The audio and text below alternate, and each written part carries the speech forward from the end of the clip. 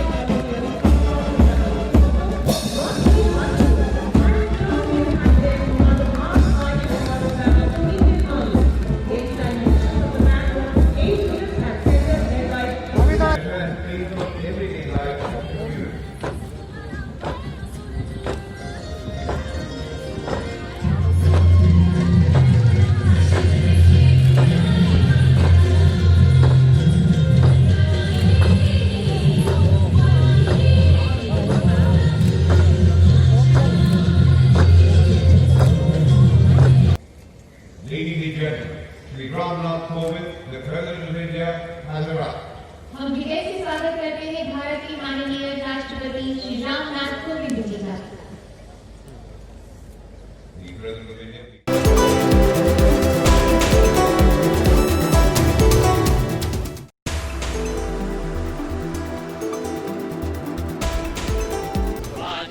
सुभाष जी वो जान हिंद आ गए है नाज जिस पे हिंद को वो शान हिंद आ गए। सुभाष जान हिंद है सुभाष शान हिंद है। सुभाष जी वो जान हिंद आ गए है नाज जिस पे हिंद को वो शान हिंद आ गए। कदम कदम बढ़ाए जा खुशी के गीत गाए जा। ये जिंदगी है कौम की तो कौम पे लुटाए जा। कदम कदम बढ़ाए जा खुशी के गीत गाए जा। ये जिंदगी है कौम की तो कौम पे लुटाए जा। तू शेर हिंद आगे बढ़ मरने से फिर भी तू न डर। उड़ा के दुश्मनों का सर जो शे वतन बढ़ाए जा। तू शेर हिंद आगे बढ़ मरने से फिर भी तू न डर। उड़ा के दुश्मनों का सर जो शे वतन बढ़ाए जा। कदम कदम बढ़ाए जा खुशी के गीत गाए जा। जिंदगी है कौम पे तो कौम पे लुटाए जा। कदम कदम बढ़ाए जा खुशी के गीत गाए जा। जिंदगी है कौम पे तो कौम पे लुटाए जा।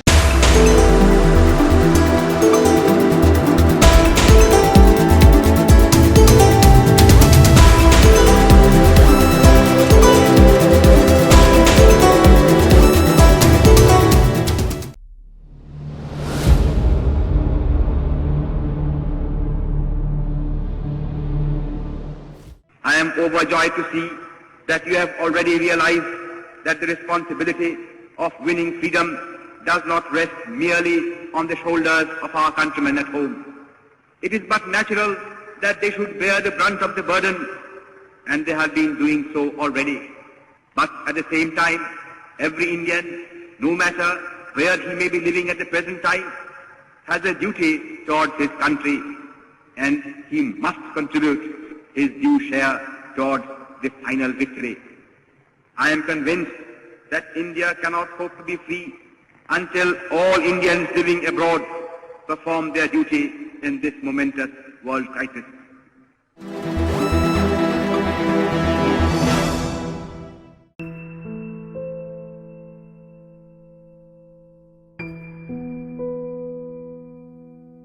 सुभाष चंद्र बोस और जवाहरलाल नेहरू स्वतंत्रता आंदोलन के दो नायक, दोनों कांग्रेस के समाजवादी नेता जो भारत के लिए पूरा जीवन कुर्बान करने को तैयार थे। सुभाष ने महात्मा गांधी को राष्ट्रपिता कहा तो नेहरू को महात्मा गांधी ने अपना उत्तराधिकारी घोषित किया।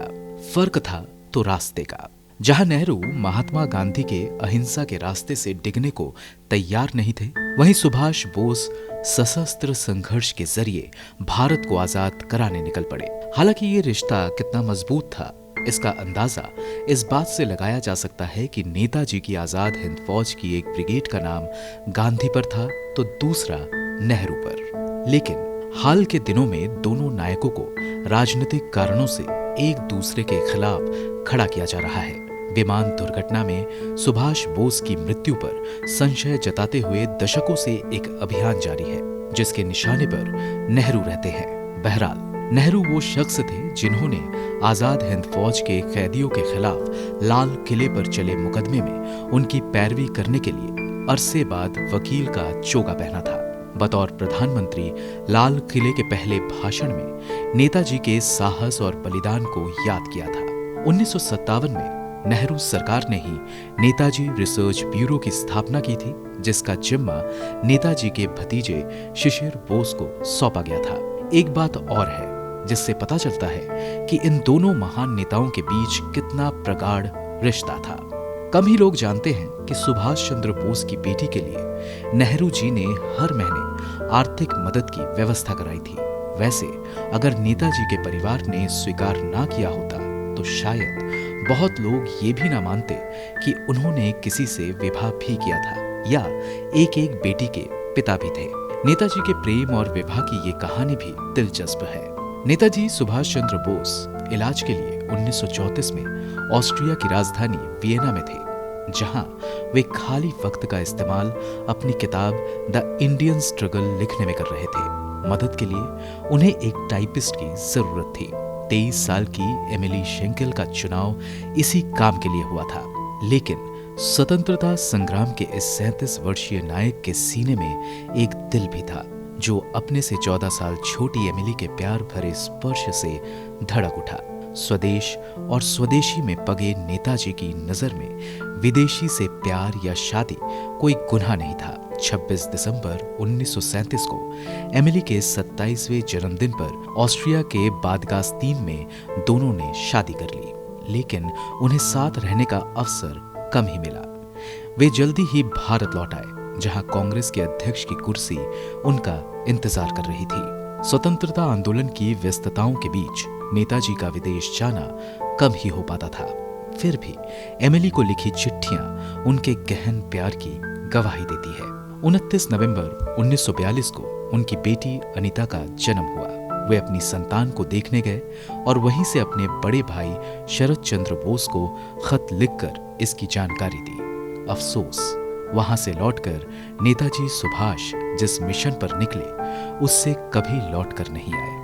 एमिली बोस 1996 तक जीवित रही और उनकी बेटी अनीता ने एक मशहूर अर्थशास्त्री के रूप में पहचान बनाई। जाहिर है एमिली ने सिंगल मदर के रूप में काफी कठिनाइयों के बीच अकेली बेटी को पाला। मोदी जी के प्रधानमंत्री बनने के बाद रहस्यमय बोस फाइल्स के सार्वजनिक होने का बड़ा हल्ला मचा था।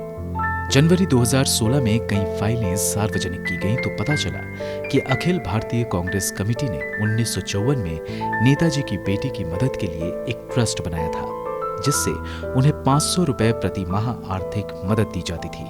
दस्तावेजों के मुताबिक 23 मई 1954 को अनीता बोस के लिए 2 लाख रुपए का एक ट्रस्ट बनाया गया था। प्रधानमंत्री जवाहरलाल नेहरू और पश्चिम बंगाल के तत्कालीन मुख्यमंत्री बीसी रॉय उसके ट्रस्टी थे।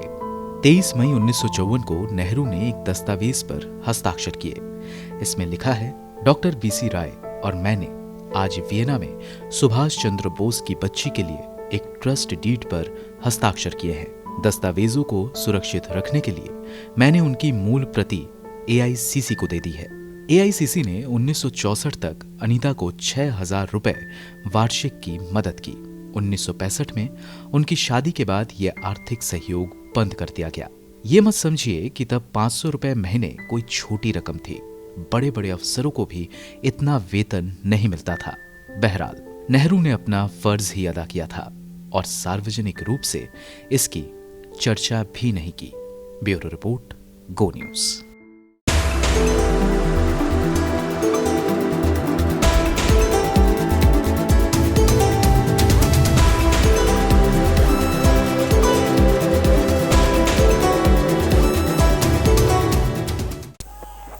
नहीं, मेरे को तो लगता है कि गवर्नमेंट का प्रोग्राम का कोई डिग्निटी होना चाहिए।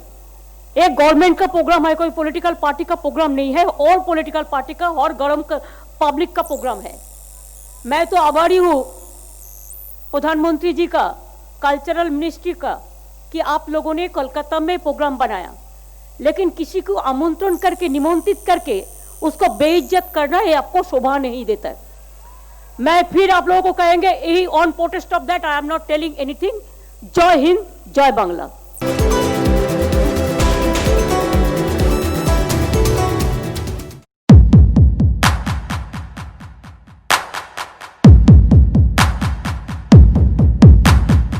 देश में सबसे सस्ते खाने के लिए मशहूर संसद की कैंटीन की थाली अब महंगी होने वाली है।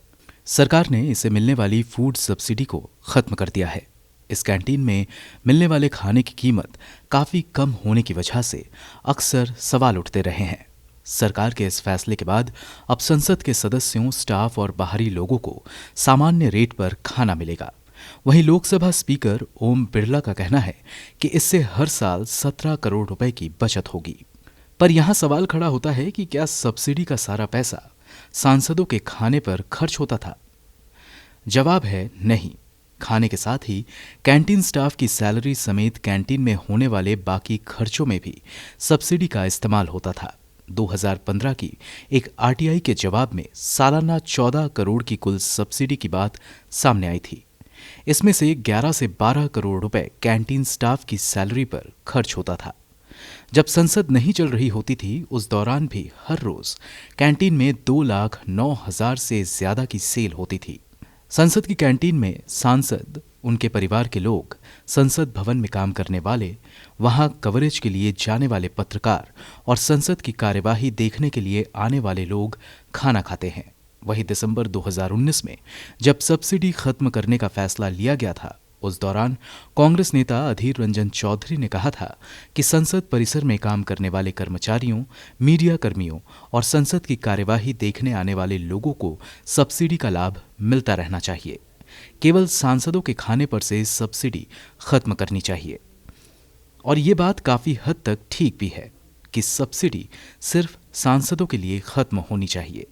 पर अब जब फूड सब्सिडी को पूरी तरह से ही खत्म करने का फैसला हो चुका है, तब आज हम आपको बताना चाहेंगे कि सांसदों को कितनी सैलरी और कितना भत्ता मिलता है और सही मायने में सरकार को कहां से सब्सिडी खत्म करनी चाहिए, जिससे देश को असल मायने में फायदा हो।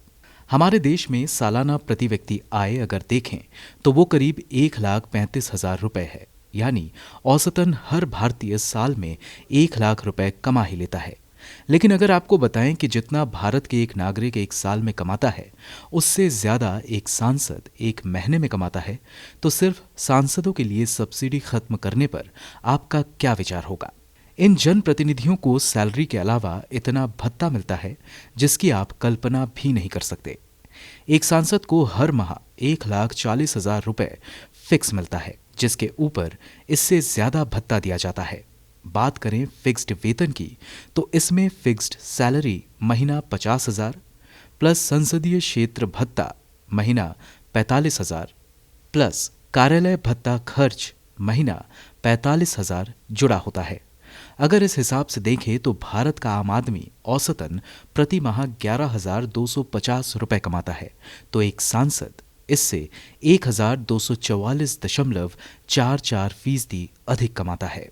खैर, अब आपको बताते हैं कि इससे इतर उन्हें कितनी सुविधाएं मिलती हैं। संसद सत्र के दौरान संसद आने पर भी सांसदों को भत्ता मिलता है। उस दौरान उन्हें दैनिक भत्ता 2,000 रुपए हर रोज मिलता है। अन्य सुविधाएं, सैलरी और भत्तों के अलावा सांसदों को घर में इस्तेमाल के लिए 3 टेलीफोन लाइन, हर लाइन पर सालाना 50,000 लोकल कॉल मुफ्त दी जाती है। साथ ही घर में फर्नीचर के लिए 75,000 रुपए मिलते हैं। पानी या किसी और के साथ साल में 34 हवाई यात्राएं मुफ्त मिलती हैं। रेल यात्रा के लिए फर्स्ट एसी का टिकट मुफ्त हासिल होता है। घर में सालाना 40 लाख लीटर मुफ्त पानी मिलता है। वहीं सालाना 50,000 यूनिट बिजली मुफ्त भी दी जाती है। सड़क यात्रा के लिए 16 रुपए प्रति किलोमीटर का किराया भत्ता मिलता है। सांसद और उसके आश्रितों को किसी भी सरकारी अस्पताल में मुफ्त इलाज की सुविधा मिलती है। निजी अस्पतालों में इलाज पर भी वास्तविक खर्च का भुगतान सरकारी खजाने से किया जाता है। दिल्ली के पौष इलाके में फ्लैट या बंगला भी मिलता है। वाहन के लिए ब्याज रहित लोन 4 लाख रुपए तक मिलता है। सांसदों को हर 3 महीने में 50,000 रुपए यानी करीब 600 रुपए रोज घर के कपड़े धुलवाने के लिए भी मिलते हैं। कंप्यूटर खरीदने के लिए 2 लाख रुपए सरकारी खजाने से लिया जा सकता है। सबसे अहम बात, सांसदों की यह आमदनी टैक्स के प्रावधानों से मुक्त है, यानी सांसदों को अपने वेतन और भत्तों पर टैक्स नहीं भरना पड़ता। इस सब के अलावा जो बचता है वो है सिक्योरिटी गार्ड्स, जिंदगी भर की पेंशन, जीवन बीमा और सरकारी गाड़ी, जो सरकार की तरफ से सांसद को मुफ्त में दी जाती है। ये सब देखने के बाद लगता है कि अगर फूड सब्सिडी के साथ सांसदों पर होने वाले खर्च में कुछ और कटौती भी होती तो शायद देश को थोड़ा ज्यादा फायदा होता। सिद्धार्थ चतुर्वेदी की रिपोर्ट, गो न्यूज।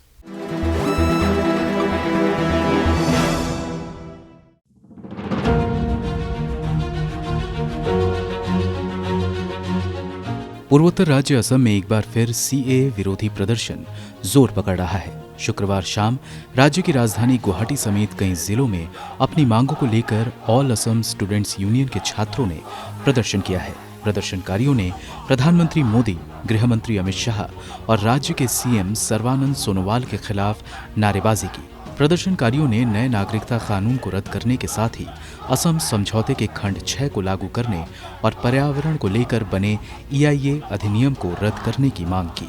इस दौरान तेजपुर जिले में पुलिस और प्रदर्शनकारियों में झड़प भी हुई, जिसमें 4 छात्र घायल हो गए। उनका इलाज चल रहा है। वहीं गुवाहाटी स्थित आसू के कार्यालय स्वाहिद भवन की पुलिस ने बैरिकेडिंग कर दी और छात्रों को मशाल जुलूस निकालने से रोक दिया। इस दौरान पुलिस और छात्र नेताओं के बीच झड़प भी हुई। आसू के मुख्य सलाहकार समज्जुल भट्टाचार्य ने बताया, हम अहिंसक, लोकतांत्रिक और शांतिपूर्ण तरीके से मशाल मार्च निकाल रहे थे, लेकिन पुलिस लगातार इस तरह के प्रदर्शनों को दबाने की कोशिश कर रही है। उन्होंने सीएम सर्बानंद सोनोवाल पर हमला बोलते हुए कहा कि ये स्वाहिद भवन ही था कि सोनोवाल मुख्यमंत्री की कुर्सी तक पहुंचे और अब वो लोकतांत्रिक और शांतिपूर्ण विरोध प्रदर्शन को रोकने के लिए फोर्स भेज रहे हैं। ये शर्मनाक है और हम इसकी निंदा करते हैं। स्टूडेंट्स यूनियन ने शनिवार को प्रधानमंत्री मोदी और रविवार को गृह मंत्री अमित शाह के दौरे के दौरान 3 दिवसीय राज्यव्यापी विरोध प्रदर्शन का ऐलान किया था। शुक्रवार शाम को आंसू के छात्रों ने जिला स्तर पर मशाल मार्च निकालकर इसकी शुरुआत की थी। छात्रों ने शिवसागर में पीएम मोदी के संबोधन के दौरान काली झंडी दिखाने की योजना बनाई थी। वहीं छात्रों ने अमित शाह के दौरे के दौरान काला झंडा दिखाने समेत CAA कानून की कॉपी जलाने की योजना बनाई है। समज्जुल भट्टाचार्य ने बताया कि प्रधानमंत्री मोदी ने असम समझौते के खंड 6 को लागू करने का वादा किया था। इसके लिए 16 जुलाई 2019 को एक कमेटी भी बनाई गई थी और उस हाई लेवल कमेटी ने अपनी रिपोर्ट भी सरकार को सौंप दी, लेकिन अब तक इसे लागू नहीं किया गया है। उन्होंने कहा कि ये हमारा लोकतांत्रिक अधिकार है और ये हम लेकर रहेंगे। ये प्रधानमंत्री या गृह मंत्री का दान नहीं है। हमारा प्रदर्शन तब तक जारी रहेगा जब तक हमारी मांगे पूरी नहीं की जाती। ब्यूरो रिपोर्ट, गो न्यूज़।